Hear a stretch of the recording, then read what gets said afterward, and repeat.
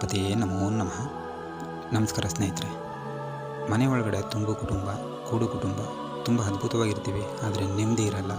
ಹಾಗೆ ಆಫೀಸ್ಗೆ ಅಂತ ಹೋದರೆ ಖುಷಿಯಾಗಿ ಹೋಗ್ತೀವಿ, ಆದರೆ ಅಲ್ಲಿ ಖುಷಿ ಇರಲ್ಲ, ಕಿರಿಕಿರಿ ಇರುತ್ತೆ. ಹಾಗೆ ಎಷ್ಟು ಕೆಲಸದಿಂದ ಸಂಪಾದನೆ ಮಾಡಿದ್ರೂ ಕೂಡ ಮನೆಯಲ್ಲಿ ದುಡ್ಡು ನಿಲ್ಲಲ್ಲ. ಇದಕ್ಕೆಲ್ಲ ಕಾರಣ ನೆಗೆಟಿವ್ ಎನರ್ಜಿ ಅಂತ ಹೇಳ್ತೀನಿ. ಅಂದರೆ ದೃಷ್ಟಿದೋಷ ಇರ್ಬೋದು, ಹಾಗೆ ನೆಗೆಟಿವ್ ಎನರ್ಜಿ. ಆ ನೆಗೆಟಿವ್ ಎನರ್ಜಿ ಮುಖಾಂತರ ಮಲಗಿದಾಗ ನೆಮ್ಮದಿಯಾಗಿ ನಿದ್ದೆ ಬರಲ್ಲ, ಕೆಟ್ಟ ಕನಸುಗಳು ಬರ್ತವೆ. ಕನಸಲ್ಲಿ ನಮಗೆ ಗೋಚರವಾಗಿ ಏನೋ ಒಂಥರ ಅನಿಸುತ್ತೆ, ಹಿಂಸೆ ಅನಿಸುತ್ತೆ, ಜೀವನದಲ್ಲಿ ನೆಮ್ಮದಿನೇ ಇರಲ್ಲ. ಇದಕ್ಕೆಲ್ಲ ನಿಮ್ಮ ಮನೆ ಒಳಗಡೆ ಮದ್ದಿದೆ. ಅದು ಏನು ಅಂತ ನನಗೆ ತಿಳಿಸ್ಕೊಡ್ತೀನಿ. ಅದಕ್ಕಿಂತ ಮುಂಚೆ ಚಾನಲ್ ಸಬ್ಸ್ಕ್ರೈಬ್ ಮಾಡ್ಕೊಳ್ಳಿ.